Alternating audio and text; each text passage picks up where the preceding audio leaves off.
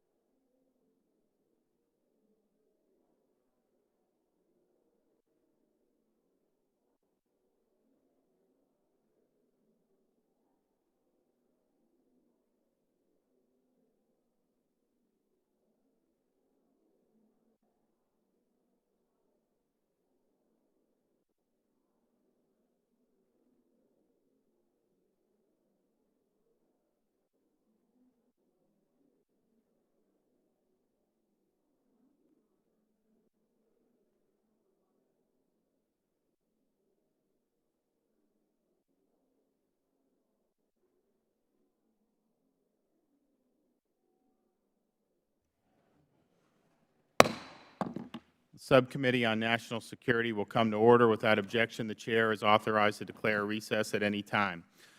The Muslim Brotherhood is a militant Islamist organization with affiliates in over 70 countries, including groups designated as terrorist organizations by the U.S.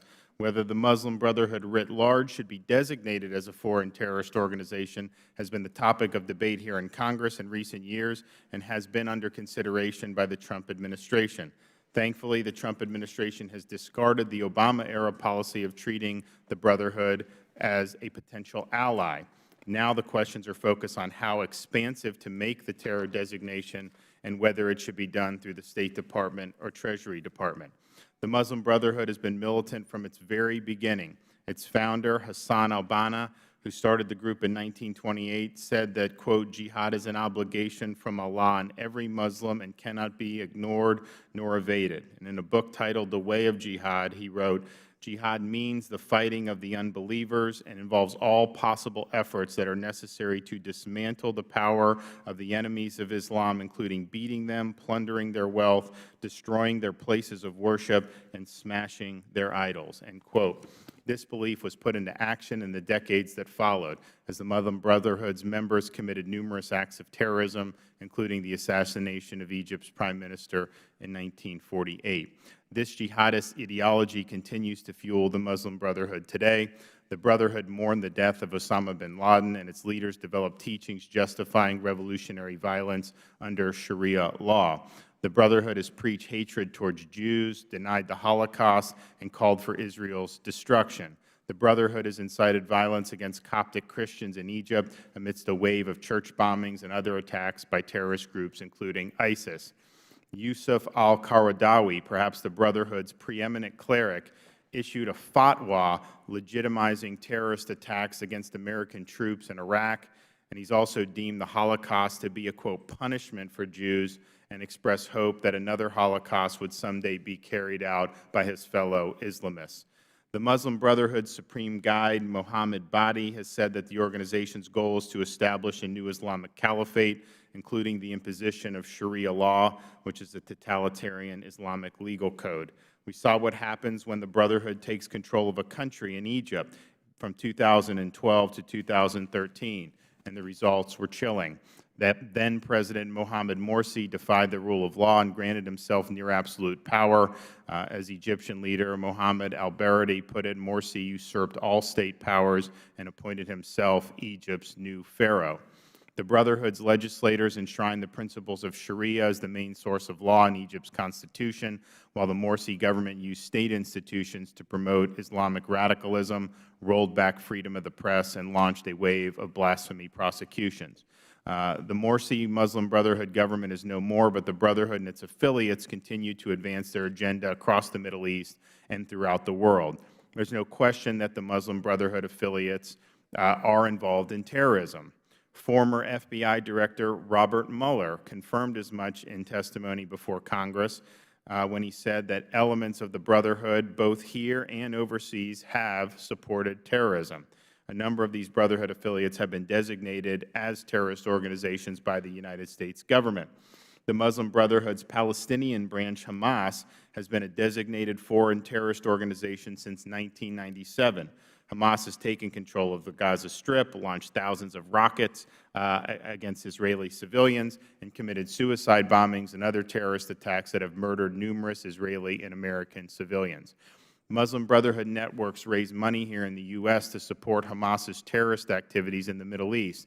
According to the Department of Justice, in the early 1990s, Hamas's parent organization, the Muslim Brotherhood, planned to establish a network of organizations in the U.S. to spread a militant Islamist message and raise money for Hamas. And the Texas-based Holy Land Foundation became the chief fundraising arm for the Palestine Committee in the U.S. created by the Brotherhood to support Hamas. In 2008, the Holy Land Foundation leaders were convicted of crimes, including providing material support for Hamas. Most recently, the State Department designated two offshoots of the Egyptian Muslim Brotherhood, HASM and Liwa al-Thawra, as terrorist organizations under Executive Order 13224. The State Department noted that these groups are responsible for bombings and assassinations of senior Egyptian officials. This hearing is an opportunity to discuss what the United States' next step should be in combating the Muslim Brotherhood's threat. Countries including Egypt, Saudi Arabia, and the United Arab Emirates have all designated the Brotherhood as a terrorist organization. I know there's disagreement among experts on how best to use terrorist designations to address the threat posed by the Brotherhood and its affiliates, and we have different perspectives on this issue represented within our panel today, and I look forward to hearing the witnesses' recommendations. Between the radicalism of its hateful ideology, the danger of its theocratic rule as seen in Egypt, its networks, including Hamas and HASM, and its powerful state sponsors, it is clear that the Brotherhood constitutes a real threat to the national security interests of the United States. We can debate the best way to counter this threat, but simply ignoring the threat is not an acceptable answer. We do have a distinguished panel of witnesses here to discuss these issues. I want to thank all of them for taking their time to come and provide testimony, and it's my pleasure to now recognize the ranking member, Mr. Lynch, for 5 minutes. Thank you, Mr. Chairman. I'd also like to thank you for holding this hearing to examine the multinational religious, political, and social movement known as the Muslim Brotherhood. I'd also like to thank our witnesses for their willingness to help this subcommittee with its work. The independent program on extremism at George Washington University describes the Muslim Brotherhood, founded in 1928 in Egypt, as, quote, the world's oldest and arguably most influential contemporary Islamist movement, close quote. While the Muslim Brotherhood spans the Middle East and Africa and has spread into Southeast Asia and the West, it has manifested itself globally in very varied forms, ranging from nonviolent political actors to groups that have resorted to terrorism. According to the Program on Extremism, some affiliated groups, chapters, and radical offshoots inspired by the Brotherhood's Islamic ideology are marked by their adaptability to the local politics in a given country, their pursuit of individual organizational goals, and their complete operational independence. While at one point the Central Brotherhood body in Egypt officially renounced terrorism and violence under the Sadat regime in the 1970s, there is no doubt that certain affiliated organizations and spawn groups continue to espouse and engage in violent terrorist activity. Chief among them is Hamas, which has been designated as a foreign terrorist organization by the United States State Department since 1997. The original charter issued to establish Hamas in 1988 identified the terrorist group as the Palestinian branch of the Muslim Brotherhood. Muslim Brotherhood splinter groups such as Liwa al-Thawra and Hassim also continue to engage in violence in Egypt. These organizations have perpetrated assassination attempts against Egyptian defense and security officials and bombings against government sites, including attacks against the police training center in the city of Tanta and the Myanmar embassy in Cairo in 2017. Meanwhile, democratically elected political parties that also fall within the Muslim Brotherhood umbrella represent a significant voting bloc in the parliaments and governing coalitions of some of our key counterterrorism allies in the Middle East and North Africa. In Jordan, which has served as the most critical regional ally in our coalition efforts to degrade and destroy the Islamic State, Brotherhood-affiliated opposition parties, such as the Islamic Action Front, hold several seats in the National Assembly. In Morocco, which remains a reliable regional partner in U.S. efforts to counter extremism and combat the Islamic State, the Islamist Justice and Development Party leads the coalition government. Ennahda, the main Islamic party in Tunisia, similarly leads the coalition government and has overseen the country's democratic transition since 2011. The State Department lists Tunisia, along with Jordan and Morocco, as our committed partners in the coalition to defeat the Islamic State. In light of the multifaceted composition of the Muslim Brotherhood, our national security strategy under Republican and Democratic administrations alike has focused on identifying the terrorist threats posed by individual affiliates and leaders. Most recently, the State Department listed the President of Hamas Political Bureau as a, quote, specially designated global terrorist, close quote, in January of 2018, stemming from his ties with Hamas's military wing. The two Brotherhood branches involved in the 2017 terrorist attack in Egypt also received this designation. It's my understanding that some of my colleagues in Congress have called for the Trump administration to go further and to designate the entire Muslim Brotherhood as a foreign terrorist organization, just as Egypt, Saudi Arabia, Syria, Russia, and the United Arab Emirates have done. The effectiveness of our counterterrorism and force protection operations in the Middle East and North Africa demand that we approach this issue with caution. A wholesale designation would severely complicate our relationship with the regional security partners, including Jordan, Tunisia, Morocco, Turkey, and Kuwait, where the Muslim Brotherhood functions within mainstream government and society. Former Secretary of State Tillerson underscored this challenge during his congressional testimony last year. His statement was, and I quote, "I think you can appreciate the complexities this enters into our relations with governments where the Muslim Brotherhood has matriculated to become participants, and in those elements they have done so by renouncing violence and terrorism," close quote. It could also further escalate the tension in the Middle East, which is already operating at a heightened state of conflict, where we still have 2,000 U.S. troops on the ground in Syria, an estimated 6,000 troops deployed in Iraq. Just last month, Mr. Issa of California and I led a bipartisan congressional delegation to the Middle East to assess regional security and stability amidst the 8-year civil war in Syria and the 4th year of civil war in Yemen. As we discussed during bilateral meetings with King Abdullah of Jordan, President el-Sisi of Egypt, Prime Minister Netanyahu of Israel, and other allied leaders and military officials, national security currently demands that we deconflict the chaos coming from these multi-layered conflicts. The Muslim Brotherhood is experiencing significant decline in many countries in the Middle East.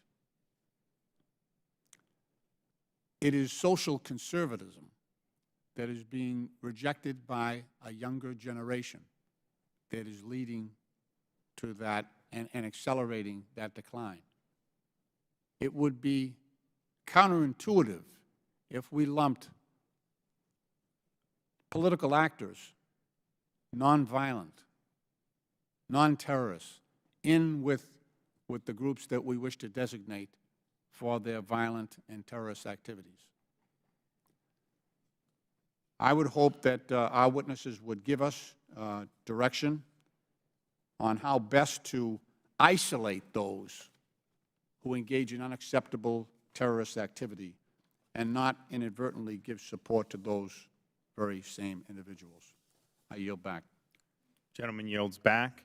I'm pleased to introduce our witnesses. We have Dr. Hillel Fradkin, Senior Fellow at the Hudson Institute, Dr. Jonathan Schanzer, Senior Vice President for the Foundation for Defense of Democracies, Dr. Zuhdi Jasser, President and Founder of the American Islamic Forum for Democracy, and Ambassador Daniel Benjamin, Director of the John Sloan Dickey Center for International Understanding at Dartmouth College. Welcome to you all. Pursuant to committee rules, all witnesses will be sworn in before they testify, so if you could please stand and raise your right hand. Do you solemnly swear or affirm that the testimony you're about to give is the truth, the whole truth, and nothing but the truth, so help you God? Please be seated. All witnesses answered in the affirmative. In order for allowed time for discussion, please limit your testimony to 5 minutes. Your entire written statement will be made part of the record. As a reminder, the clock in front of you shows the remaining time during your opening statement. The light will turn yellow when you have 30 seconds left and red when your time is up. Please also remember to press the button to turn on your microphone before speaking. And with that, Dr. Fradkin, you're up for 5 minutes.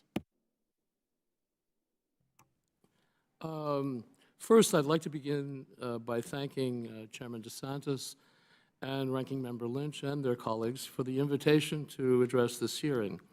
It's a privilege to participate in this hearing and its discussion of a most important subject, the Muslim Brotherhood's global threat.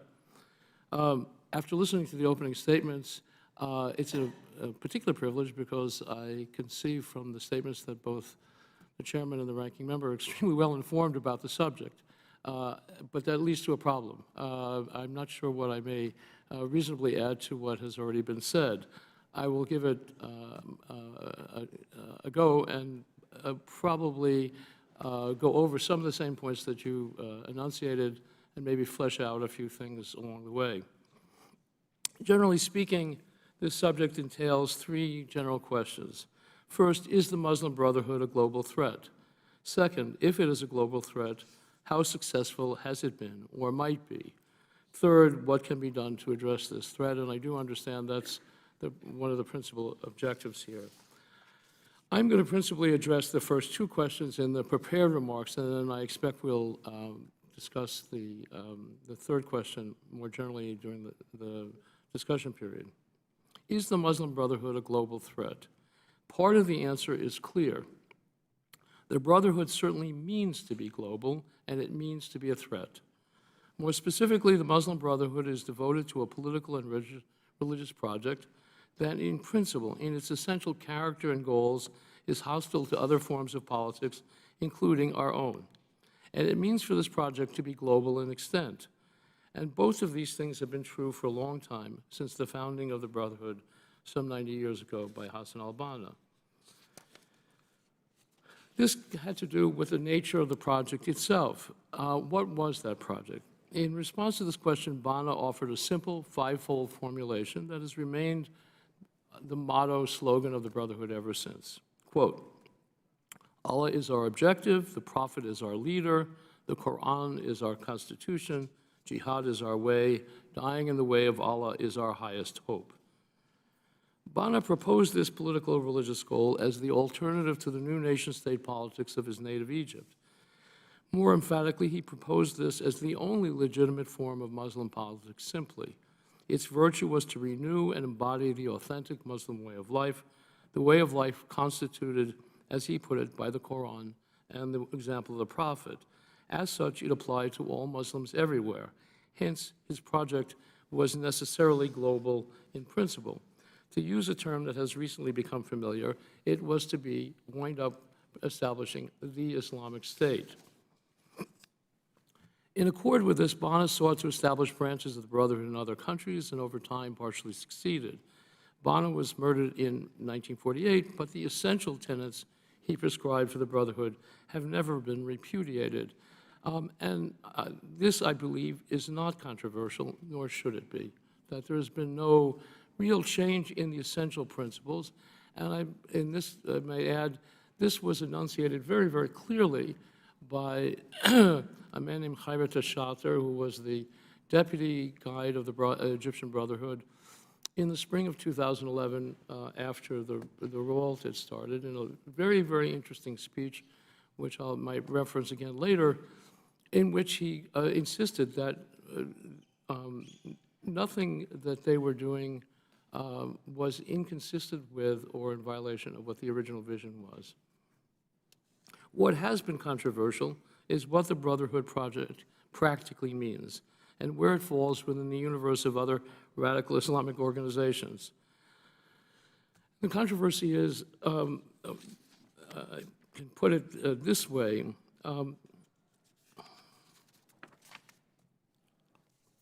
there was the suggestion, especially beginning after 9/11, that by comparison with al-Qaeda and other similar organizations, the Brotherhood was moderate and could be a force for moderation. It was argued that it no longer seriously embraced the radical vision Banna had enunciated. Rather, it was ready to participate in ordinary politics, and through that participation would further moderate. As Chairman DeSantis mentioned, we have now had one important test of those hopes, and they've proven to be false. The form of this test was the Brotherhood's sudden, if brief, rise to power in Egypt after the revolt of 2011. While in power, it attempted to establish a new regime in Egypt that would more or less conform to its founding radical vision. And I want to stress that this was by intention. Well, Shatter thought that the time of the final stage of the Brotherhood project had arrived. He was wrong, and the project failed. Where does that leave the Brotherhood today? I know my time is up, but I'll conclude with Just wrap it up if you can. with a couple of sentences. Certainly within Egypt, the Brotherhood is for the present a broken organization, but it has sustained defeats before, partially by finding bases elsewhere. In the 60s, this meant Saudi Arabia. Today, it means Turkey and Qatar. What it will attempt to do from these bases remains to be seen. And I also want to add one final thing. It's often thought that Al-Qaeda is hostile to the Brotherhood, and that's been certainly true. Very recently, I think within the last month or so, the present head of Al-Qaeda, Ayman al-Zawahiri, made a speech in which he referenced the old ties, the old roots between the Brotherhood and Al-Qaeda with great nostalgia, and welcomed the Brotherhood members to his own project, or to a reconciliation of sorts. Thank you for your attention, and thank you for the permission to go over. Appreciate it. Dr. Shanzer, 5 minutes. Chairman DeSantis, Ranking Member Lynch, and members of the subcommittee, on behalf of FDD, thank you for the opportunity to testify this morning. In 2011, President Barack Obama's Director of National Intelligence, James Clapper, famously sparked an outcry when he said that the Muslim Brotherhood was a, quote, heterogeneous group, largely secular, which has eschewed violence and has decried al-Qaeda as a perversion of Islam, end quote. Clapper was way off the mark. For one, the Muslim Brotherhood is a gateway to jihadism, as we have already noted this morning. It's also a hate group. Its ideology is xenophobic, bigoted, and totalitarian. And the Brotherhood is not exactly heterogeneous either. Many branches subject their members to rigid indoctrination and demand unwavering commitment to the Brother's deeply intolerant interpretation of Islam. Still, the Brotherhood's branches do differ tactically. In Tunisia and Morocco, it is part of the ruling elite. In Jordan and Malaysia, it's the loyal opposition. In Egypt, Saudi Arabia, and UAE, it is banned outright, forcing the group to work underground. And the fact that the various factions do not all engage in violence makes it difficult to designate the movement in its entirety. But that does not mean that Washington is without recourse. The Treasury and State Department designated 2 suspected Egyptian Brotherhood offshoots, Hassam and Liwa Thawra, earlier this year. Both groups carried out deadly attacks against the army, the judiciary, and the police since 2016. In making the case for the designations, the Brotherhood links to these groups were actually inconsequential. What mattered was the legal criteria, their track records of violence and support for terrorism. The goal now is to find others that meet this criteria. And to that end, I have 2 suggestions. One is the Libyan Hizbul Watan, led by Abdul Karim al-Hajj, who previously led the Libyan Islamic Fighting Group, a designated terrorist group here in the U.S. Belhaj was also believed to be training members of Ansar al-Sharia in Tunisia, another U.S. designated terrorist group. Another is Al-Islah, which is Yemen's affiliate. One co-founder of Islah is Abdul Majid al-Zindani, who allegedly helped to coordinate the 2000 attack on the USS Cole. In 2013, the Treasury noted that Zindani issued religious guidance in support of al-Qaeda in the Arabian Peninsula. Islah figures also reportedly harbored arch-terrorist Anwar al-Awlaki prior to his 2011 death by a U.S. drone strike. Do these groups meet criteria? I don't know. Ask the intelligence community. In the meantime, we must also look at the Brotherhood's state sponsors, namely Turkey and Qatar. Turkey's ruling AK party is effectively the Turkish arm of the Muslim Brotherhood. Turkish President Recep Tayyip Erdogan famously dispatched a Turkish campaign strategist to Egypt to help Mohamed Morsi win the election, then sent billions of dollars to keep his regime afloat. After Morsi's ouster in July 2013, Turkey became a home for exiled Brotherhood. Hamas operatives have also made their home there, including Salah Harouri, the head of the West Bank military wing, who ordered a triple murder in 2014 that sparked a massive rocket war with Israel. Turkish support for the Brotherhood-linked military activity also appears to extend to Libya. Press reports suggest that Turkey has been shipping arms to Libyan Brotherhood factions, and Turkey now hosts several Brotherhood affiliate TV channels as well. And speaking of TV channels, we can't forget Qatar. Qatar is the owner of the pro-Brotherhood TV channel Al Jazeera, but its support extends far beyond that. After Morsi was elected, Doha gave the Egyptian regime billions in aid. Qatar today provides safe haven for many exiled Brotherhood figures. Other factions that enjoy Qatari support include Tunisia's Nahda movement, Yemen's Islah, Libya's Hizbul Watan, and of course, Hamas. Chairman DeSantis, Ranking Member Lynch, I offer 4 recommendations today. 1, do not waste valuable federal resources trying to designate the entire Brotherhood. Focus on the factions that have a record of violence and terrorism finance. Number 2, use Treasury's tools to reinforce existing designations. For example, Hamas, Hasam, Liwa, Thawra are already designated. Treasury should sanction their support networks. These derivative designations are bureaucratically easier to achieve, while designations of new entities can often get caught up in the red tape of the interagency process. Number 3, confront Turkey and Qatar. Their support to the Brotherhood is undermining our efforts in that crucial battle of ideas. And 4, support the House NDAA provision calling for a report on the Muslim Brotherhood. It is important that we here in the U.S. conduct our own assessment of this organization and formulate a strategy to address this important challenge. On behalf of FDD, thank you again for the opportunity to testify, and I look forward to your questions. Thank you. Dr. Jasser, you're up for 5 minutes. Thank you, Chairman DeSantis and Ranking Member Lynch and other members of the House Subcommittee on National Security for holding this very important hearing on the Muslim Brotherhood's global threat. Our American Islamic Forum for Democracy is a counter-Islamist American Muslim think tank and activist based in Phoenix, Arizona. I ask that my full written testimony be placed into the record.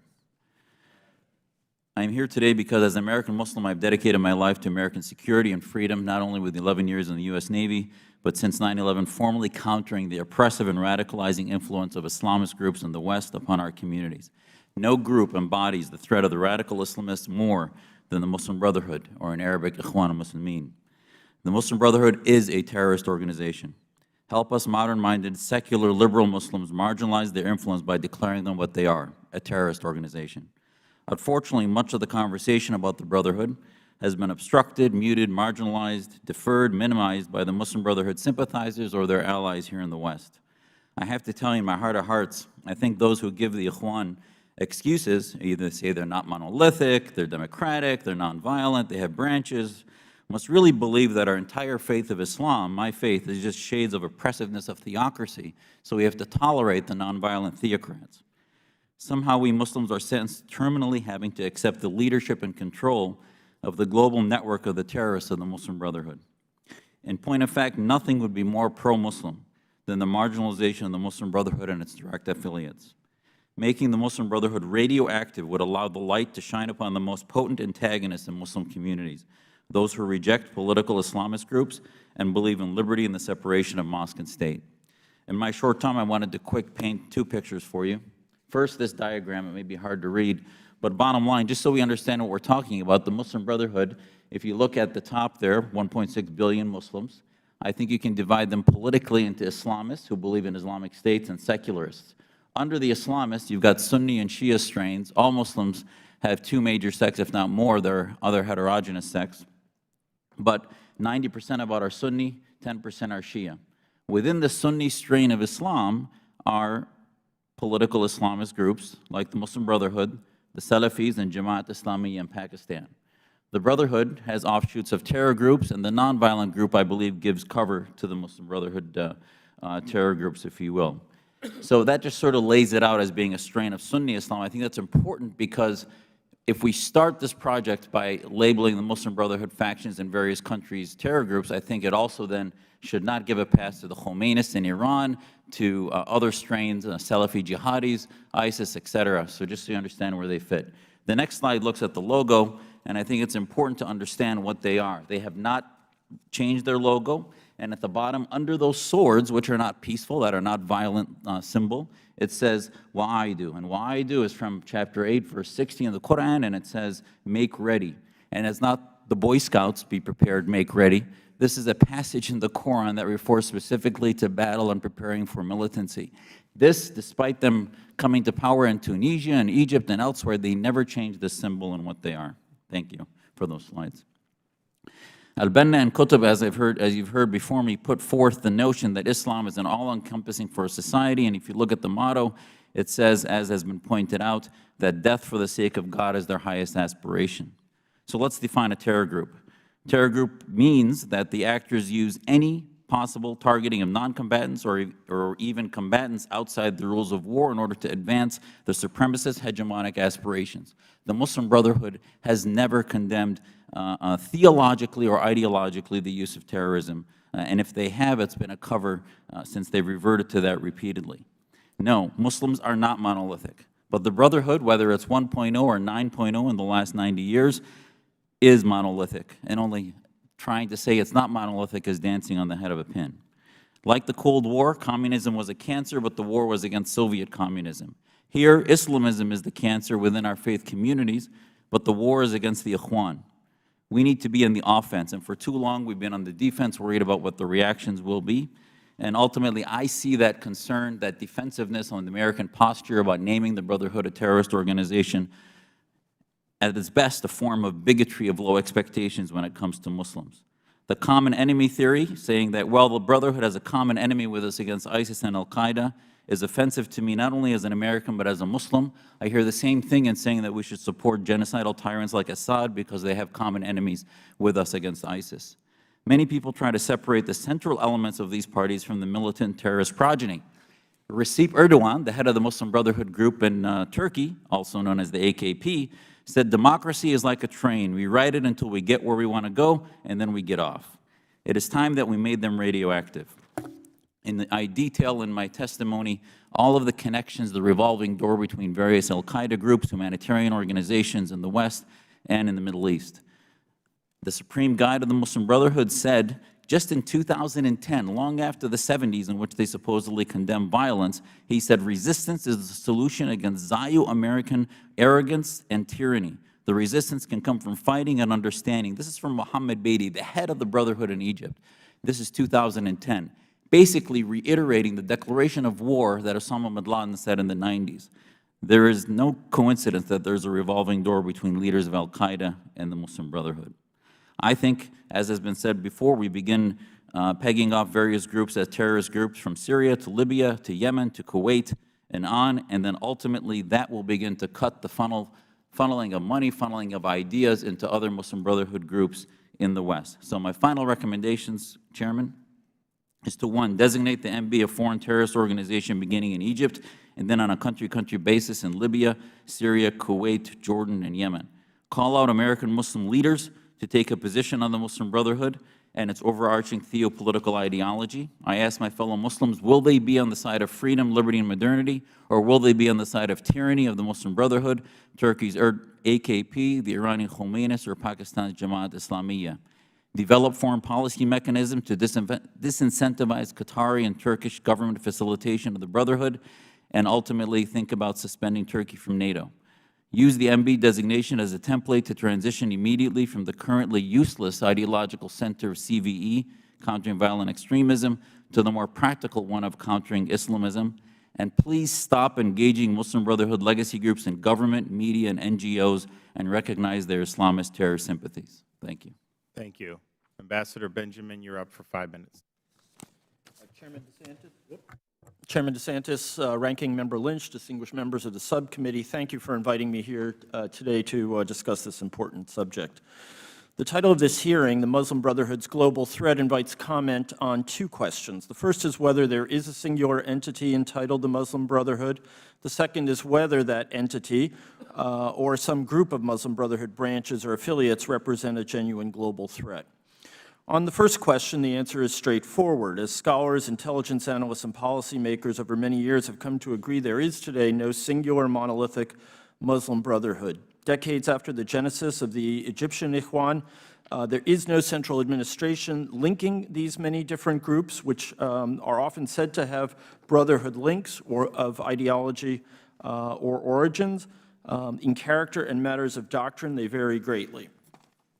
The Muslim Brotherhood in Egypt is an outlawed organization, many of whose members are incarcerated. In Jordan, the Brotherhood plays a legitimate political role in the form of the Islamic Front, which has played an important role in Jordan's parliament. The Kuwaiti Brotherhood's party is a legitimate member of that country's parliament. In Morocco, the Justice and Development Party has held the prime minister's position and is also said to be linked to the Muslim Brotherhood. Tunisia's Ennahda is frequently characterized as having ties to the Brotherhood, though the party has probably confounded the expectation of Brotherhood members elsewhere by saying that it is separating politics from religion. It's notable that just a week ago, an Ennahda member, a woman, was elected mayor of Tunis, and that she does not wear a veil. Again, no serious researcher has demonstrated durable links between these groups that could be described as ones of command and control. Does the Muslim Brotherhood constitute a global threat? Here, too, I would answer that it does not.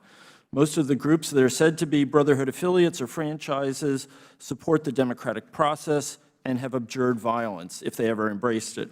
The Egyptian Brotherhood forswore violence in the 1970s. There's no compelling evidence that it has reversed course. It is noteworthy that two Egyptian Brotherhood splinter groups, Liwa al-Thawra and Hassam, were designated earlier this year under Executive Order 13224 as terrorist organizations, and both do indeed have a record of violence. It is, however, fallacious to suggest that this is a sign of the Brotherhood's return to violence. These groups appear to have split off because their members wanted to commit violence while the Brotherhood as a whole did not. I want to be clear, I have no sympathy for the Muslim Brotherhood. The Egyptian group, for example, often delivers hate-filled anti-American and anti-Western pronouncements that are truly repellent. But if there is a threat emanating from the various organizations that can be grouped as part of the Brotherhood family, it is that repression against them may cause them to decide that violence is their only option. Anyone looking for the place where the next great jihadist wave will break would have to consider Egypt a strong possibility. The Egyptian Muslim Brotherhood has hundreds of thousands of members, and despite the poor governance of Mohamed Morsi, millions of sympathizers. The widespread use of extrajudicial killing, indiscriminate incarceration, and torture has created a situation in which moderate Islamists, people who want their society to be more Islamic but do not support violence, have no good options. They may come to see themselves as cornered and having no alternative but to take up arms. And it is important to remember that jihadism emerged in Egypt, and specifically from the notorious Torah prison, amid the persecutions of the Nasser period. It will be a tragedy and indeed a strategic blunder if that lesson has been forgotten. A few other quick observations. First, the Trump administration evaluated the Brotherhood immediately after coming into office and determined that there was no legal basis to designate the group. Although there has been much speculative writing in the press about the orientation of the Brotherhood, the State Department's decision not to designate is telling. Department decisions are not based on open-source information of uncertain quality. Instead, designation decisions are based on all-source information, including classified intelligence. The fact that such a review took place and that the wishes of senior policymakers to designate the group were well known tells a clear story. No basis was found for designating at the time. I am unaware of any indication that there is more of a basis now. I am also unaware that this issue is being reviewed again within the government. A final point, policymakers and legislators, like physicians, must keep in mind the injunction to do no harm. A hardline approach to the Muslim Brotherhood groups and their members could do significant harm. The United States may be enjoying improved relations with some Arab countries such as Saudi Arabia and the UAE, countries, it should be noted, whose opposition to the Muslim Brotherhood is at least in part rooted in their opposition to democracy. But its reputation globally among Muslims, that is the United States' reputation, is at a low point due to President Trump's travel ban, his talk about a national registry of Muslims, and other negative comments about Muslims.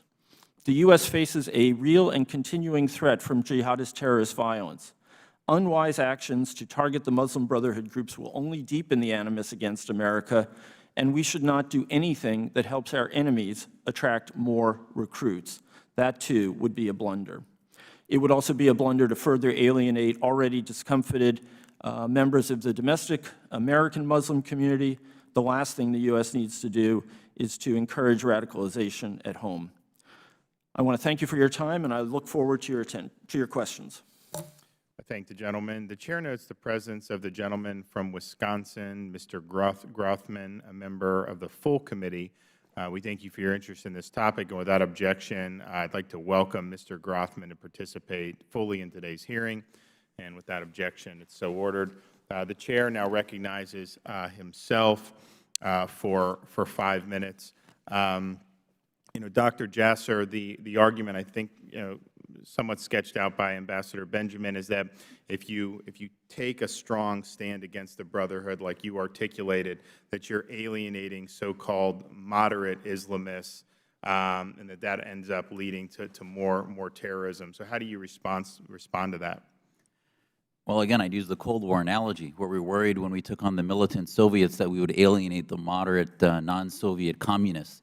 The Muslim community, it is beyond bigoted to say that the Muslim community is represented only by our establishment Islamists who dominate oppressively our community.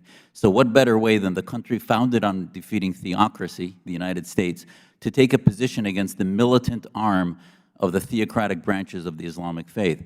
And I think that it would send a message around the world that we recognize that the Brotherhood is a militant organization, and we that way build a platform for what I believe is a majority of the non-Islamist voices.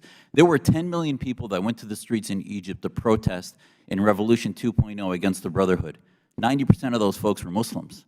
And yet it seems that from the arguments of the ambassador and others, that the only people we care about are the wings of this oppressive party that are nonviolent and somehow want to use democracy as a tool to get the power and then oppress the rest of the folks. If you look, I was on the U.S. Commission on Religious Freedom, met with the Brotherhood in 2013 in Cairo, and I can tell you that in speaking to them, they have no interest in changing their mission, what they are, what their goal is. They see the world through the lens of theocracy, not through egalitarian rights. To say you can moderate the Brotherhood is like saying you can moderate the Communist Party into capitalists. It's impossible. And so, I mean, just to sketch out the ideology, I mean, what does that mean for Christians and Jews or other religions? Well, there's barely any, if any, Jews left in Egypt because of the Islamists and what they've done in that country, and also dictatorship. The Islamists, when they get into power, are not only anti-Semitic. Listen to their imams and clerics and what they preach out of Al Jazeera, from Qardawi on down. Minorities, women's rights. The ambassador may have cited that they had one not hijabbed woman, but the bottom line, that's window dressing for a central authority that is misogynistic and interprets the Quran and other Sharia interpretations that say that women get a quarter of the vote, a half a vote of a man, a quarter of the inheritance, et cetera. So they, as you saw in the way they put forth the Constitution in Egypt, have no interest in a egalitarian, liberal, secular constitution. Their interest is the Islamic State and giving people rights not under God, but under Islam and their interpretation of Islam, where minorities, Coptic Christians, apostates, they call moderate Muslims who are anti-Islamist apostates. They put people in jail, as Morsi did hundreds and thousands, for criticizing him as criticizing Islam. That's theocracy. Now, this notion of a moderate Islamist, I mean, Islamism is inherently not moderate, because, I mean, if you want Islamism to be the governing faith, that's a totalitarian, not democratic. And so to say that that's moderate, I mean, maybe it means you're not launching terrorist attacks, but you still want an end that is very illiberal, I think. I want the chart you put up, and I want to see if you had it. You had the Islamist wing, then you had the Brotherhood, and then kind of the terrorism growing out of that. And people say, well, the Brotherhood, they're not necessarily directing every terrorist attack, and I think that's true. But is it safe to say that the Brotherhood's ideology has served as kind of the intellectual foundation that has sprung a lot of the terrorist groups that we've seen, from Al-Qaeda to ISIS to everything in between? Absolutely. I'm a doctor. In the daytime, I treat patients in disease. We don't treat symptoms. One of the primary global cancer cells for the development of Al-Qaeda, Islamic Jihad, all of these offshoots, the primary source of training ground is the Muslim Brotherhood. Some of them train to be part of the secret committee to ultimately be violent, and some of them come to the West to make sure our policy remains defensive and not offensive.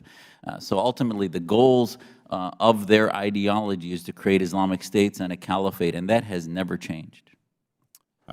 Mr. DeSantis. Dr. Fratkin, in terms, Sisi gave, a speech, probably a couple years ago now, where he challenged a lot of the Islamist clerics and said, look, we cannot, and he's a devout Muslim, but he was making the point that you can't have a faith that is at war with everybody who disagrees. That's billions of people. And I think he has made the decision that you really have to marginalize the Brotherhood. What do you think? Is Dr. Jasser right, or is a more targeted approach as enunciated by Dr. Shanzer? What are your views? How would you comment on those? Thank you very much for the question. It's an excellent one. I'm not myself clear yet about just how one goes about tackling the Brotherhood in terms of the designation of it as a terrorist group. What I am clear about is that it does, it creates the conditions for terrorist groups in the way in which that Dr. Jasser said, in the sense that it is the original version of the ideology which underlies the undertaking. Another thing I think should be observed is this. We have tried to engage with the Brotherhood. And let's put it this way. Egypt has been has been an experiment in several ways. First, we had an experiment of how the Brotherhood would behave in power, and it had been proposed before that when they come to power, they would be, through the exercise of power, they would learn to be moderate. That we saw was false, and there are reasons why it was false, because when they saw the opportunity to exercise total power, they were keen to. We also had an experiment of trying to understand them as a vehicle for moderate politics, of engaging with them on that, in that direction. That experiment began, well, it began actually in the Bush administration in a variety of ways. But its most visible expression was President Obama's speech in Cairo, which, among other things, went out of its way to welcome the Brotherhood. They were welcomed to the speech itself, somewhat against the wishes of Mubarak. My time's up, so you all have a chance to enunciate, but I want to give Mr. Lynch, get him in here, and so I'll recognize Mr. Lynch. Thank you, Mr. Chairman.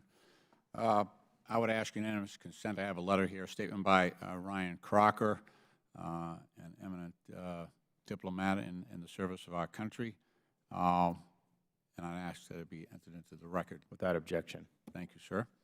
I do want to make a distinction here about what the designation of the Muslim Brotherhood as a terrorist organization.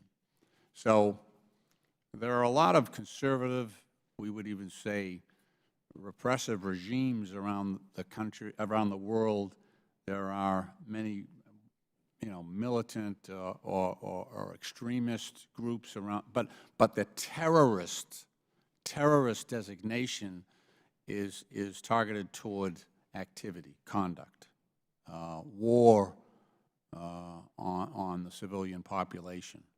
And so that's a different terminology and a different meaning than simply targeting regimes or organizations because they are conservative in their ideology. So it's an important distinction to make. The other challenge we have here, and I've heard it from each of you, is our ability to target specific organizations for that unacceptable behavior, that waging of war on the civilian population and terrorist activity. So, Mr. Fradkin, you've said as much. Dr. Scanzer, you were saying in your testimony, which was very helpful, I think, and thoughtful, that rather than do this blanket label of terrorism on the whole Muslim Brotherhood, then go after the individual groups that are actually undertaking this unacceptable activity. And I completely agree. Dr. Jasser, you as well. Country by country, let's target these people and call them out and isolate them in a way that doesn't make them stronger, but isolates them and weakens them. And Ambassador Benjamin, I know you didn't speak directly to this issue, but in the past, our success in isolating some of these groups has been our ability to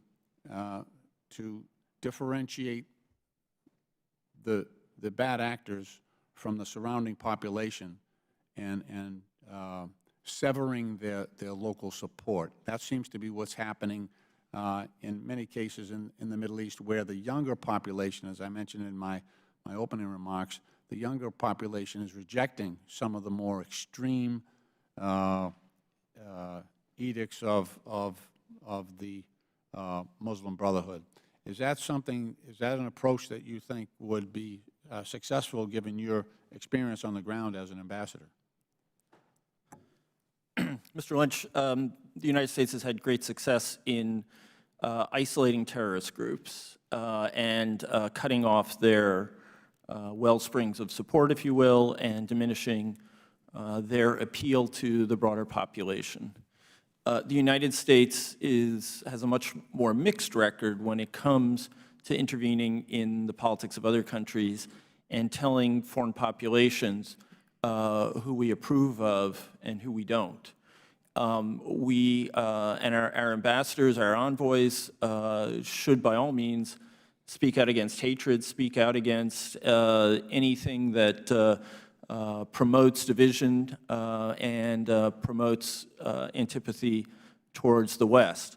But our ability to take on the Muslim Brotherhood in the various countries when it is not a group engaged in terrorist activities is going to be challenging. If anything, given the fact that most of these countries, the Muslim Brotherhood now has a political party, it's in the parliament, requires, I think, that we engage with them more and suggest that the benefits of moderation are available to all of those who pursue truly democratic policies and the pluralistic vision that the United States has stood for. Thank you. I do want to take a minute here to read. I thought the statement by Ryan Crocker was instructive and important. He says here, and obviously Ryan Crocker served in Beirut during the bombings of the Marine barracks there, served for many years in Iraq. I've had many dealings with him. I think I've got over 20 trips to Iraq while he was our ambassador there. But he writes that after 38 years of his service as a Foreign Service officer, the Muslim Brotherhood is not a monolithic organization. He adds that it's not an organization at all in the conventional sense of the term. It has no international headquarters nor an identifiable global leadership. Individual country franchises vary dramatically in their ideology and politics, and especially in their attitudes towards political violence. At one extreme, he acknowledges, would be the Syrian Muslim Brothers, who carried out a number of lethal bombings throughout the country in the 1970s. At the other would be the Muslim Brothers in Egypt, Jordan, North Africa. In Iraq, post-2003, the only organized Sunni political party was the Muslim Brotherhood-affiliated Islamic Party in Iraq. And during his time in Iraq, 2007 to 2009, he worked closely with the Islamic Party and its leader, Iraqi Vice President Tariq al-Hashmi. So I think what he's pointing to is the wisdom of discerning which of these affiliates and groups is engaging in terrorism and which are engaging in political activity. The distinction I made before about whether someone is labeled a radical or an extremist and one who is labeled as a terrorist. And so I hope we are precise in our language here and precise in our goal. The other challenge with terrorism is their ability to adapt. And I think that just putting out a blanket designation on the Muslim Brotherhood, they will sidestep that in a heartbeat. And those organizations will reconfigure and reassemble in a way that will do nothing to reduce their lethality. Thank you, Mr. Chairman. I yield back. Gentleman yields back. Chair now recognizes the gentleman from Arizona for 5 minutes. Dr. Yasser, good seeing you again.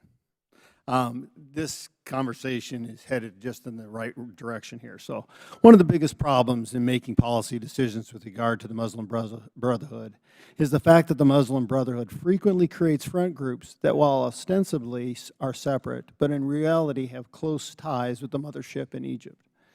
This can include respectable institutions such as civil rights organizations, community groups, and charities. A recent report by the Middle East Forum concerning Islamic Relief, an international aid charity, documented extensive ties between Islamic Relief and the Egyptian Muslim Brotherhood.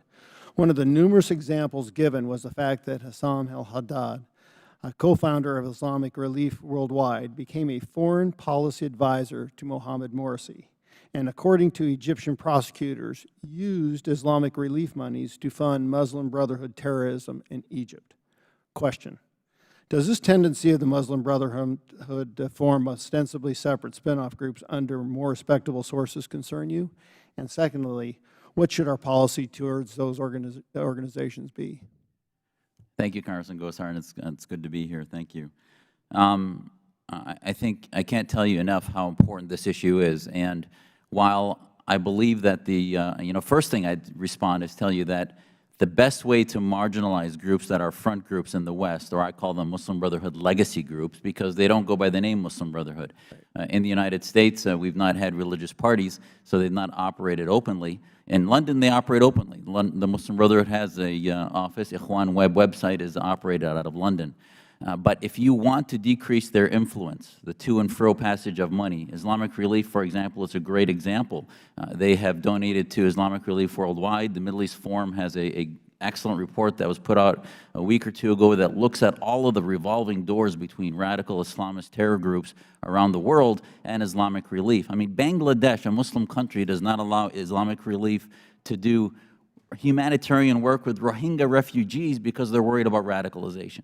So the problem with front groups in the West, I think, will be diminished, not by designating groups that operate in the West here under other names. I think it's too hard to do that. But once you designate the mothership in Egypt, the Brotherhood, a terrorist organization, you designate the Yemeni, the Kuwaiti Brotherhood as terror organizations, it is going to be much more radioactive. Their platform of dominating our community, and this is why if you look at the Muslim Student Association, I'd ask you all to look at the explanatory memorandum. The FBI put it into the documentation of the Holy Land Foundation trial that laid out the network of Muslim Brotherhood organizations and what their plan is in the West. That stood the test of time in the court system and has not been refuted effectively because it is the truth that that was their operation. So they are a threat. I think they oppress our own community here through their money, through their work with Qatar and other Turkey. I mean, in Turkey just 2 weeks ago, an organization called USCMO, the U.S. Consortium of Muslim Organizations, which is basically the Muslim Brotherhood leadership in America, went to congratulate Erdogan on his win in Turkey, supposedly as a democratic win. Forget the fact that he imprisons journalists, tortures professors. All these things didn't matter to them because he's one of the brothers.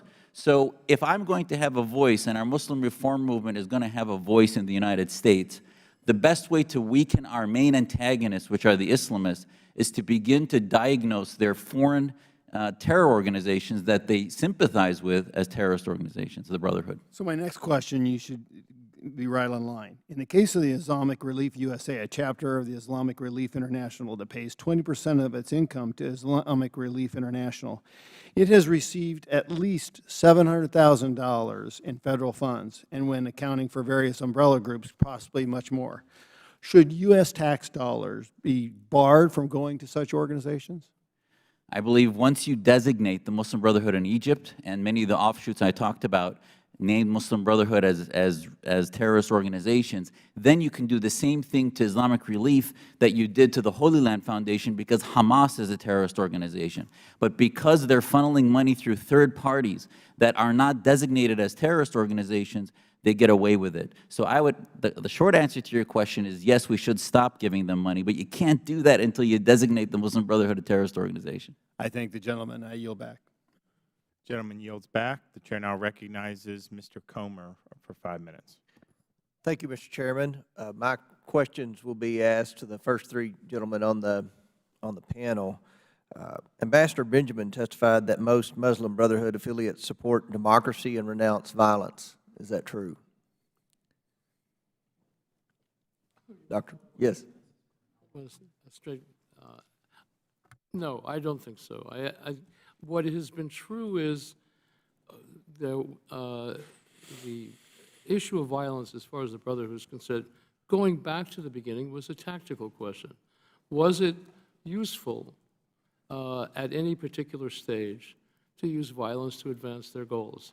And about Al-Qaeda has no doubt that violence is good, but the Brotherhood sees it otherwise. But as such, there's no repudiation of violence, and that's just, there's no such statement in the historical record.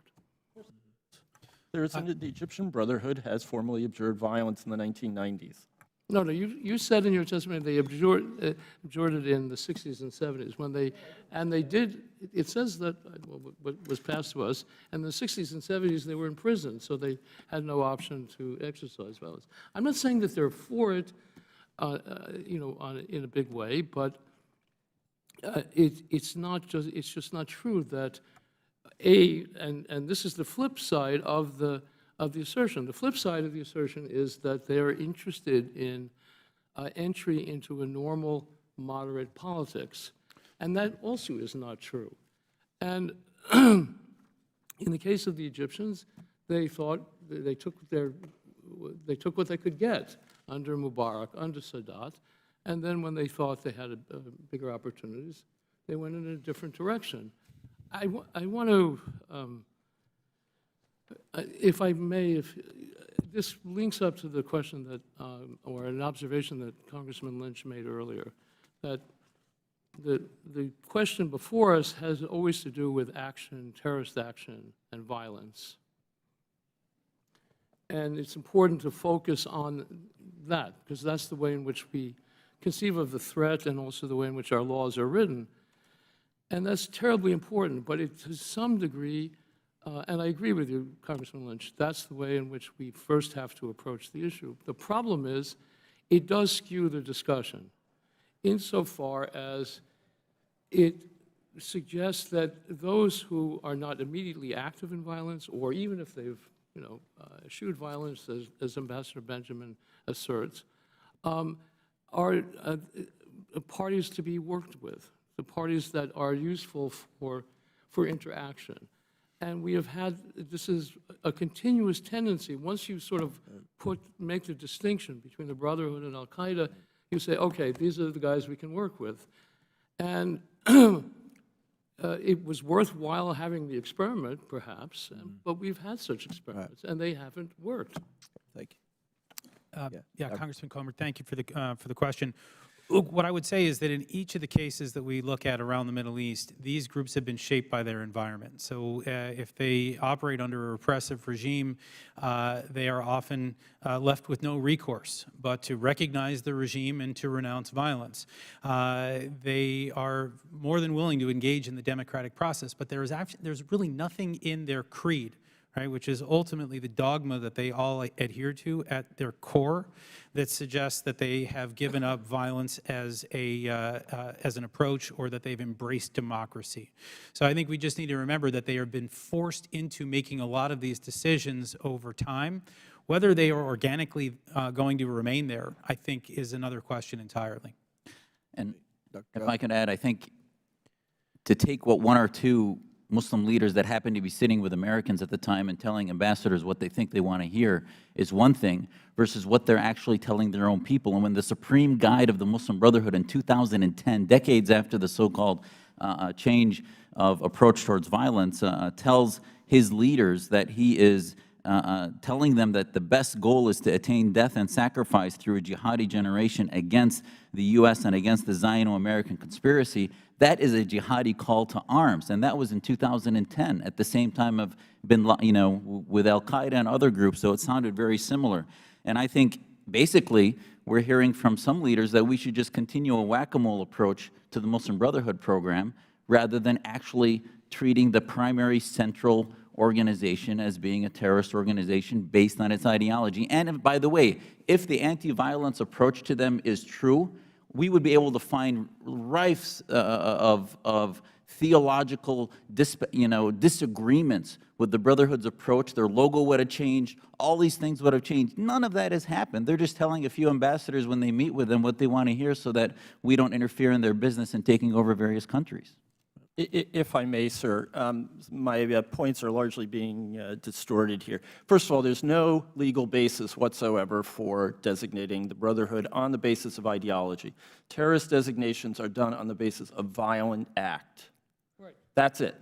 So for Dr. Jasser to talk about designating the Muslim Brotherhood is absurd. Well, what % of them should be violent suicide and answers? 10, 20, 80%? What percent? You have to identify individuals and you have to find groups that are carrying out these acts. And that's how the law works, and that's how the State Department works, and that's how we have worked throughout. And if we get into the business of deciding that a group should be designated because we don't like its ideology, first of all, we're contravening our own values in terms of freedom of speech and of discourse, and we're undermining our own interests. The United States government has espoused the belief for many, many decades that anyone who participates in the democratic process honestly and so far as we can tell, and this is based on both intelligence and on the basis of their statements, that we ought to talk to them. That is what engaging with them means. It doesn't mean that we're giving them money. It doesn't mean that we're giving them any benefits. We are talking to them. That is it. And socialization through those processes typically, but not always, has positive effects. And we might have actually had a worse experience with Mr. Morsi if we had not known the Muslim Brotherhood at all before. And we might have had a better experience had we had a more robust dialogue with the Muslim Brotherhood before. And it's important to note that the reason that we did not have a more robust dialogue was because autocratic leaders prohibited us from doing so in their country. And the cycle of repression and rebellion will go on as long as we are always beholden to those autocrats. Gentleman's time's expired. The chair now recognizes the gentleman from Tennessee, Mr. Duncan, for 5 minutes. Well, thank you very much, Mr. Chairman, and I'm sorry I had to be over on the floor, so I didn't get to hear your testimony. And I really know very little about this particular issue, and I read that the Muslim Brotherhood has affiliates in 70 countries. How many members are there? How many people are there in the Muslim Brotherhood altogether? Does anybody know? Yes, Millions. Ambassador? We don't know. No one has a global figure, but it's in the millions. Well, they won an election in Egypt, so they did that by having initially 20 to 30% of the vote, and then they won a runoff against the former intelligence operation for Mubarak. So, you know, in various countries, they can swing 20, 30% of the active Islamists, which are 30% about of the population. So politically, they're a large group. Well, I understand that at least the first three witnesses here think we should designate the, is that not correct? Okay. So of the people who are in the Muslim Brotherhood, how many what percentage do you think are violent or advocate violent activities? Anybody have an opinion about that?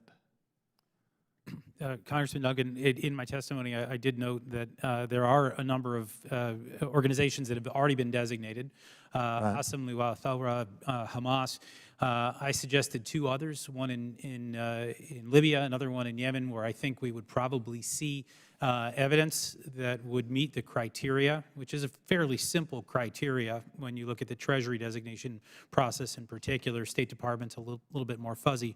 And then I think, you know, from there, we need to think about targeting violent individuals within the factions that are officially nonviolent or are taking part in the process, because we know that there are, there are more hardline members within each of these factions, those that support violence, those that don't. So this needs to be a targeted process across the board according to our criteria of designation. And okay, but do we have an opinion as to, I mean, is it a very small number or percentage of the people who are in the Muslim Brotherhood that would be considered violent or Very, very small. Very small. Congressman Duncan. Very small. Certainly those who have actually been involved in violent activities, it would be significantly less than 1%. Those who have joined splinter groups, that's another matter, but those splinter groups tend to be small. You know, one of the things that is somewhat problematic about this panel is that, you know, the vast scholarly literature on the Muslim Brotherhood emphasizes that the overwhelming amount of energy in the last 2 decades has gone into the creation of political parties, which are, by definition, opposed to carrying out violence, okay? It is true that the Muslim Brotherhood historically has been a group from which splinters or sparks have been thrown off, and those people have become more violent. Al-Qaeda, the original al-Jihad group, those people were originally influenced by the Muslim Brotherhood and then became more radical. But the Brotherhood itself, as far as we know, and certainly this was the state of the intelligence when I left the government, there are no major entities of the Muslim Brotherhood, setting aside Hamas, which is a special case and may not even be considered by some people to be Brotherhood, that are committed to violence. Congressman Duncan, this very... Let me just say this. You know, I've been here a long time. This is my 30th year. I was here for the first Gulf War, which I voted for, because I heard all of our top leaders say that Saddam Hussein was the greatest threat since Hitler, and they talked about his elite troops. And then I saw those same elite troops surrendering to CNN camera crews and empty tanks. And so I became kind of skeptical about some of these things. And so when the second Gulf War rolled around, I ended up voting against it because I thought too many of our leaders were too eager to go to war to prove they were new Winston Churchills or prove that they were great leaders. And so I've felt for a long time that it's been a very sad thing that we've sent so many young Americans to fight what I thought were very unnecessary wars. And I also noticed that many of the people or groups that were talking about how great these threats were people or groups that were going to get money, that were, and that these threats seem to be more about money and power than they were about any great threats. But I see, Dr. Shanger, you wanted to respond to the ambassador, so go ahead and respond. Yeah, look, what I would say is that I don't know where that number comes from, that it's 1% or 5% or 10%. It's not like, you know, we're looking at poll numbers coming out of the Muslim Brotherhood where people are calling their homes and saying how many of you are radical, and they're openly admitting to it, right? I mean, we don't know exactly what the numbers look like within I said those were the numbers of people involved in violence. What we can say, though, is that when we look at radicalization, we have to look at those that go to the battlefronts. That's number one, and we do see a good number of people who were former brothers that have gone on to join groups like Al-Qaeda and the Islamic State. But also, when you look at the criteria, the Treasury criteria, I'm a former Treasury terror finance analyst, we look at basically 4 criteria. One is, are organizations owned or controlled by a terrorist organization? Are the individuals members? That's number one. That's obvious. Number 2 is financial support. That is the same in the view of law. As engaging in violence itself. Another is technical support, and then another one is material support. These are the criteria that we need to look at when we assess Brotherhood groups and individuals. And I think we'll find that it's not 1%, but it's also not 50%. There's some fuzzy math in there. I don't know how we'll ever get to it, but there is a problem within the Brotherhood. We know that for a fact. And if I could add just one thing, Congressman. Sure. These mental gymnastics and confusions that you're having is exactly what the Brotherhood wants to happen by dividing themselves into secret committees that push forth violent arms and other committees that use political processes to come to power. They use liberation theology to basically advance no different than a Nazi party would or other fascist arm would, and they use militant arms and then claim denial when they are pushed by more moderate democracies like ourselves. So at the end of the day, that wing, if it truly has, they might eschew violence, but on the one hand. On the other hand, they have never condemned openly those arms of their organizations or ever taken ownership of having sprouted those ideas and legitimized those factions of terrorist organizations. All right, thank you very much. Thank you, Mr. Gentleman, time's expired. Chair now recognizes the gentleman from Georgia, Mr. Heiss, for 5 minutes. Thank you, Mr. Chairman. And listen, whether the number is 1%, 5%, or as you mentioned, up to 50%, the question is, and the issue is, we all know it doesn't take but a small number of radical terrorists to create an enormous problem around the world, wherever they may strike. So with that in mind, Mr. Jasser, let me begin with you. How important a role does violent jihad play in the Muslim Brotherhood ideology? Well, I think it's central, and they might condemn certain tactics here or there, but at the end of the day, their motto has remained advocating for violent jihad. Their be prepared passage from the Quran is simply a battle that they use as their rallying cry. So at the end of the day, they are a jihadist organization that believes in the technique of violence as one of the avenues to be used. Okay, so let's look at an example of that. How did the Egyptian Muslim Brotherhood treat religious minorities, say Coptic Christians? I was there in 2013, and they committed, and their leaders and imams called for acts of violence upon Christian communities, upon the Coptic community. And while there may have been some debate here or there, there was impunity given to various Islamist leaders that called for those acts of violence. And especially after they lost power in 2013, it became no holds bar, and it's been that way since.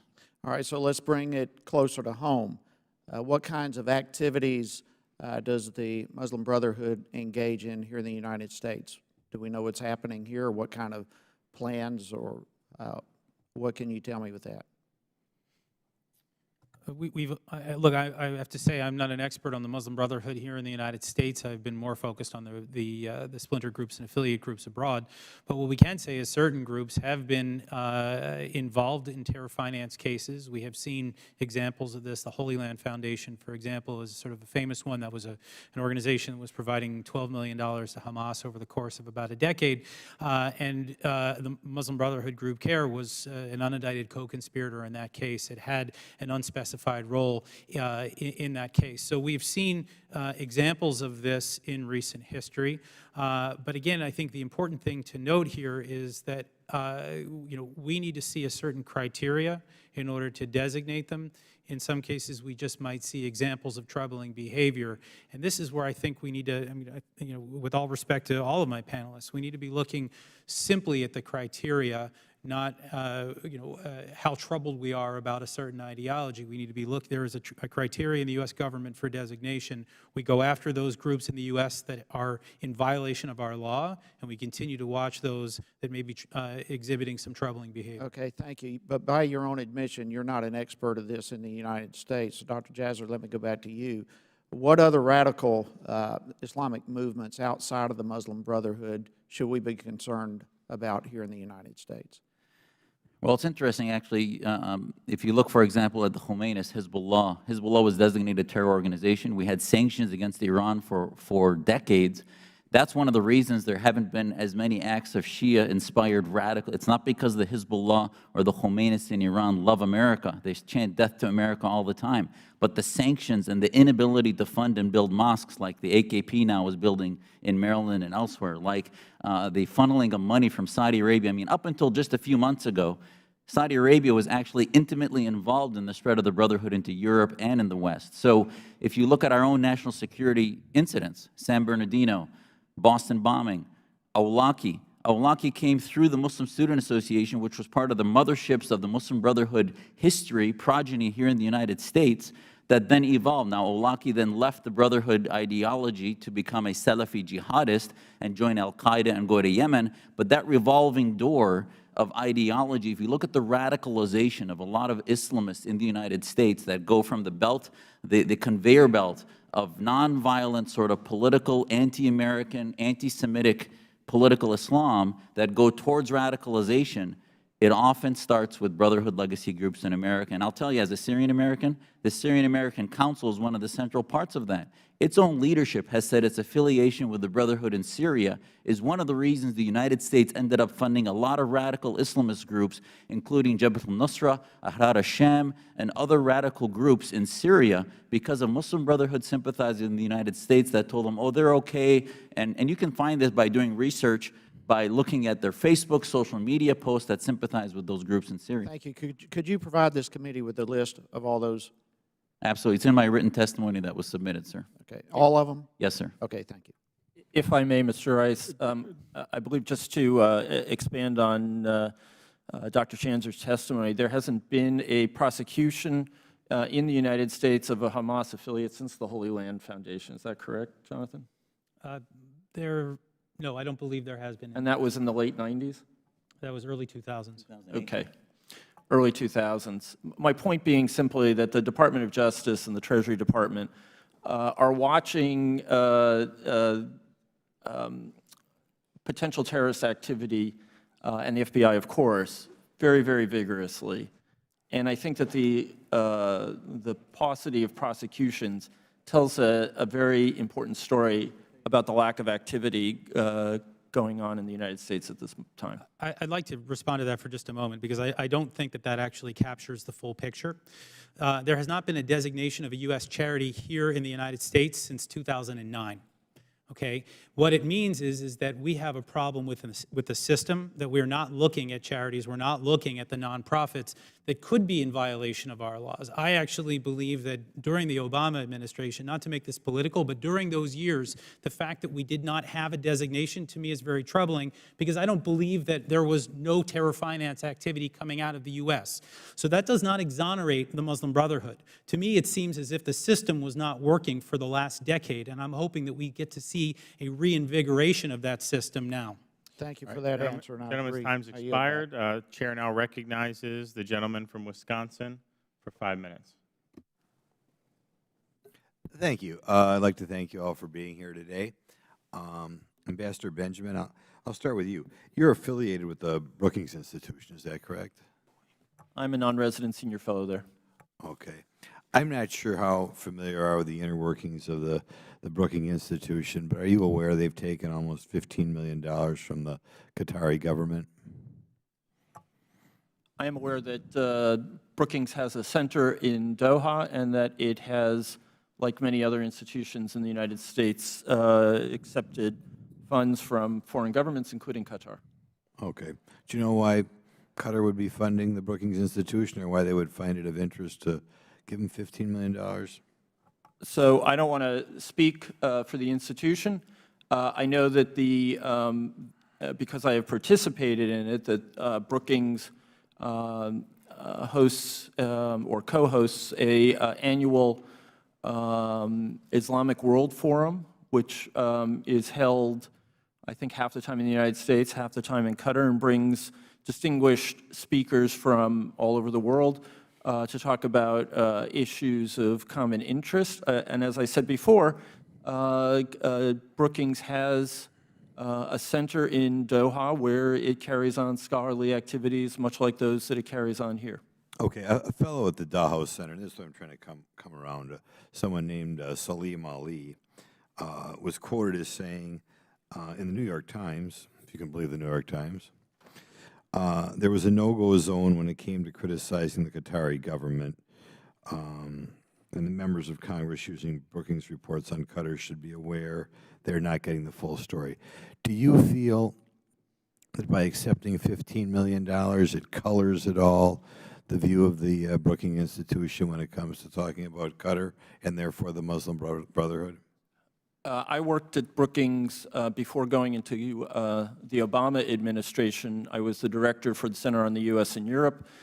We accepted grants from the European Union, among others, and I have the highest regard for my fellow scholars at Brookings and believe strongly that their views are not influenced by the sources of their funding, in much the same way that their sources, that their views are not influenced by the corporate funding, which is another frequent source of funding at Brookings and throughout the think tank world, or from foundations, whose leadership may have particular views, but those views are not imposed upon the scholars. And the think tanks generally in Washington work very hard to avoid having the views of their donors appear in their reports. They just hit 15. I don't know how big Brookings is. $50 million just hits me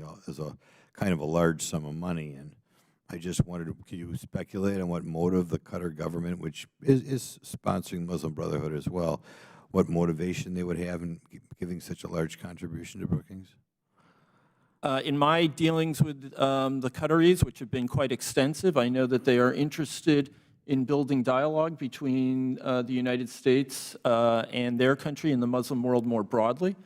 And you know, we see this in many other contexts as well. You know, probably the biggest contributor to the think tank world is Norway, and I see no reason to impute any ill intentions to the Gutteries here, nor would I to the many think tanks that are receiving money from the UAE or from the Saudis, whose you know, opposition to the Muslim Brotherhood is very well known right now, even if in particularly the Saudi case, it's been anything but consistent. Okay, I'll ask, say, either one of the other of you. It's been implied by Mr. Benjamin that the Muslim Brotherhood is just kind of an umbrella name, and there's not a lot of coordination between Muslim Brotherhood in one country to another. I'd ask you to comment on that in general, whichever one of the three of you other three wants to comment.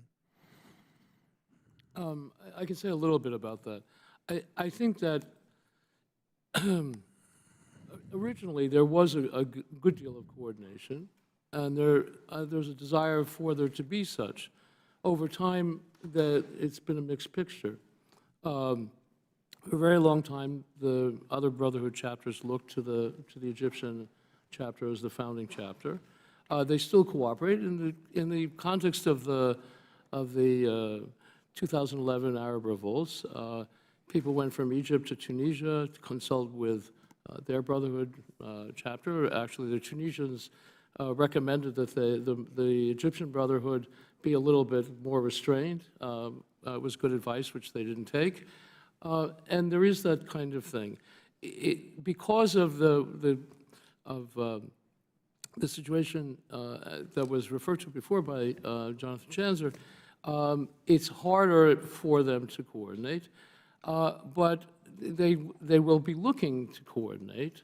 And one of the issues is that one of the relevant considerations is where they will coordinate from. Qatar is one place because they do support the Brotherhood, and they provide in particular support for Al Jazeera, which is a platform for the most significant Brotherhood cleric, Qaradawi. But I think actually more important in the near future is going to be Turkey, because Turkey is a much bigger country. It's a more powerful country, and it has the wind in its sails now, or its president does. And I think it's pretty clear he's acting as if he is going to be the godfather to the Brotherhood. He's provided a safe haven for many of the Egyptians who had to flee Brotherhood and others. And what exactly he will do or what they will do under his auspices, I don't know. But because Turkey, of the character of Turkey and the fact that the government is so completely under the control of its president, there is much greater opportunity in the future for coordinating action, I would say. Thank you. I believe my time is up. Gentleman yields back. I want to again thank our witnesses for appearing before us today.